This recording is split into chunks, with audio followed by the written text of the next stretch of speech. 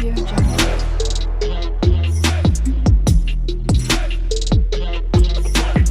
Audio Jungle. Hi hello welcome to my channel. ఎలా ఉన్నారు అందరూ? నేనైతే ఇక్కడ ఏం వంట చేయాలి ఈరోజు అని ఆలోచిస్తుంటే ఇంట్లో ఉండే చాంగడ్డలు గుర్తొచ్చాయి. అందుకని ఈరోజు నేను చాంగడ్డల పులుసు అనేది ప్రిపేర్ చేస్తున్నాను అనమాట.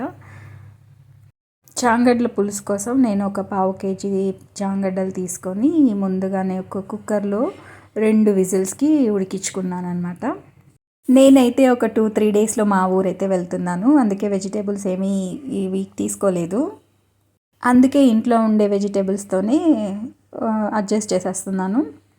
చాంగడ్డలతో ఫ్రై కూడా చేస్తారు కానీ బాగానే ఉంటుంది. కాకపోతే నాకు పులుసు అంటేనే ఇష్టం, చాలా బాగుంటుంది. ఇంకా ఎండు చేపలు వేసి పులుసు చేస్తారు, ఇంకా సూపర్గా ఉంటుంది. అది ఇంకొక వీడియోలో షేర్ చేసుకుంటాను ఇంకెప్పుడైనా. ఎండు చేపలు వేసి చాంగడ్డ కూర అనేది ఇంట్లో వాళ్ళకి ఈ విధంగా ఒకసారి పులుసు చేసి పెట్టండి, చాలా బాగా ఇష్టపడతారు దీన్ని తినడానికి. నేను ఎలా కుక్ చేస్తున్నాను అనేది మీకు క్లియర్గా అర్థం అవ్వడానికి నేను వీడియోని ఫాస్ట్ ఫార్వర్డ్లో పెట్టట్లేదు, యాజ్ ఇట్ ఈజ్గా స్లోగానే మామూలుగానే పెడుతున్నాను. మీలో ఎవరైనా నాలాగా గడ్డ కూరలు తీసుకొచ్చి స్టోర్ చేసి పెట్టుకుంటారా? అంటే బంగాళదుంపలు కావచ్చు, లేకపోతే చాంగడ్డలు కావచ్చు, ఇలా స్టోర్ చేసి పెట్టుకున్నామంటే మనకి వెజిటేబుల్స్ లేవు, లేట్గా వెళ్ళి తెచ్చుకుంటాము అన్న టైంకి గడ్డ కూరలతో కూరలు చేసుకోవచ్చు అనమాట. ఇకపోతే కర్రీ చేసుకుంటూ బోర్డులు కబుర్లు చెప్పుకుందాం, వచ్చేయండి మరి. అయితే నేను ఇక్కడ ఒక విషయం చెప్తున్నాను. ఇప్పుడు ఒక రిలేషన్ ఉందనుకోండి, ఆ రిలేషన్ స్ట్రాంగ్గా ఉండాలి అనుకుంటే దానికి కావాల్సింది అడ్జస్ట్మెంటా, అండర్స్టాండింగా? మన రిలేషన్లో ఉండే వాళ్ళని మనం అర్థం చేసుకుంటే ఆటోమేటిక్గా అడ్జస్ట్ అయిపోతామన్నమాట. అడ్జస్ట్ చేసుకోవాలి అనుకుంటే ఖచ్చితంగా అర్థం చేసుకుంటాం, రెండింటికి ఇంటర్నల్గా కనెక్షన్ ఉంటుంది.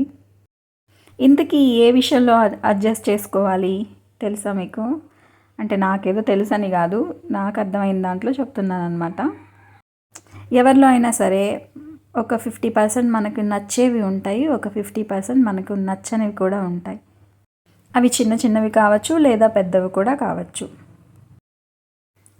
మనకు నచ్చిన ఆ 50%ని మనం ఎలా అయితే ఎంజాయ్ చేస్తామో అలాగే రిలేషన్లో మనకు నచ్చని ఆ మిగిలిన 50% కూడా యాక్సెప్ట్ చేసుకొని అడ్జస్ట్ అవ్వాలి. అప్పుడే ఆ రిలేషన్ అనేది బాగుంటుంది. మన లేడీస్లో ఉండే ఒక చిన్న డ్రాబ్యాక్ ఏంటంటే, మనం ఎప్పుడైనా మన పార్ట్నర్ వల్ల హర్ట్ అయి ఉన్నామనుకోండి, దాన్ని మనం జీవితంలో మర్చిపోలేము. మనకు గుర్తొచ్చినప్పుడల్లా దాన్ని గుచ్చి చంపుతాం అనమాట వాళ్ళని. అప్పుడు అలా ఎందుకు చేసావు, అప్పుడు ఎందుకు అలా అన్నావు అని చెప్పి దాన్ని మనకు గుర్తొచ్చినప్పుడల్లా మన వాళ్ళని మనం చాలా విసిగిస్తూ ఉంటాము. వాళ్ళు మాత్రం చాలా ఓపికగా దాన్ని భరిస్తూ ఉంటారు. ఎన్నిసార్లు ఆ టాపిక్ వచ్చినా సరే వాళ్ళు దాన్ని భరిస్తారు. ఎందుకు భరిస్తారు అంటే మనమంటే ఇష్టం కాబట్టి. మనం ఎంత దెప్పుతున్నా ఎంత గుచ్చినా వాళ్ళు దాన్ని భరిస్తారు.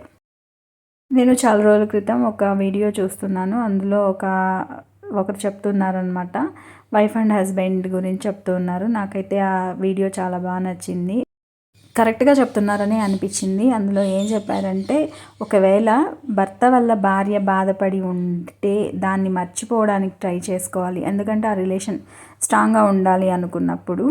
అంతేకాని భర్త వల్ల హర్ట్ అయ్యాను అని చెప్పి అదే ముళ్ళుని తీసుకెళ్ళి, అంటే గుండెల్లో గుచ్చుకున్న ముళ్ళుని తీసేయాలి కానీ మళ్ళీ అదే ముళ్ళుని తీసుకొని వెళ్ళి భర్తకి గుచ్చకూడదు అని చెప్పి ఉందన్నమాట ఆ వీడియోలో. నాకు చాలా నచ్చింది అది. నిజమే కదా, మరి మనం ఒకవేళ బాధపడి ఉంటే ఆ బాధని మర్చిపోవడానికి ట్రై చేయాలి, అంతేగాని సేమ్ బాధని భర్తకు కూడా మిగిల్చడం కరెక్ట్ కాదు కదా అనిపించింది. మనల్ని హర్ట్ చేశారు కదా అని చెప్పి మళ్ళీ మనం కూడా వాళ్ళని హర్ట్ చేస్తే ఇంకా ఆ రిలేషన్కి అర్థమే ఉండదు. కాబట్టి నెమ్మదిగా వాళ్ళని మార్చుకోవడానికి ట్రై చేయాలి, లేదా వాళ్ళని అర్థం చేసుకోవడానికి ట్రై చేసుకుంటే ఆ సంసారం చాలా బాగుంటుందని నా అభిప్రాయం. మన వాళ్ళ కోసం మనం అడ్జస్ట్ అవ్వడంలో తప్పు లేదు. వాళ్ళే ఈరోజు కాకపోతే ఇంకొక రోజు తెలుసుకుంటారు, మనల్ని అర్థం చేసుకుంటారు. కాబట్టి కొంచెం ఓపికగా ఉండాలి. ఒక భార్య ఒక భర్త మధ్య ఏదైనా మనస్పర్ధ వచ్చినప్పుడు భార్య కానీ భర్త కానీ ఏ ఒక్కరిని అందులోకి ఇంటర్ఫియర్ చేయకూడదు. ఒకవేళ ఇంటర్ఫియర్ చేస్తే మాత్రం అది ఇంకా పెద్ద తుఫాన్ అయిపోతుంది అన్నమాట.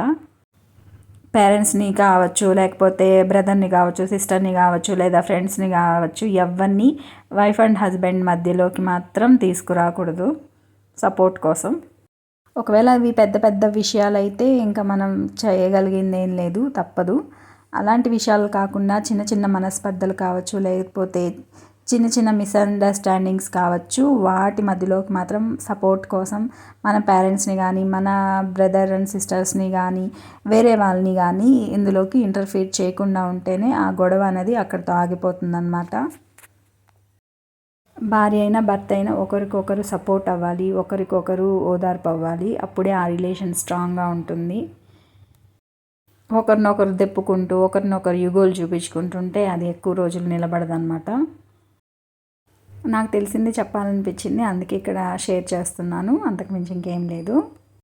ఇకపోతే మన కర్రీ దగ్గరకు వచ్చేసేటప్పటికి ఇక్కడ చాంగడ్డలు వేసేసి ఇంకా కొంచెం సేపు ఆయిల్లో మగ్గనిస్తున్నాను అనమాట. మా హస్బెండ్కి అయితే ఈ కర్రీ అంటే చాలా ఇష్టం. ఇంకా మా తమ్ముడికి కూడా చాలా ఇష్టం ఈ కర్రీ అంటే. మా ఇంట్లో అందరికీ ఇష్టమే అనుకోండి. చాంగడ్ల పులుసు అంటే చాలా బాగుంటుంది. ఖచ్చితంగా మీరు ట్రై చేయండి. ఇంతకీ బిగ్ బాస్ చూస్తున్నారా? నిన్న వచ్చింది కదా సెకండ్ ఎపిసోడ్, చూసారా?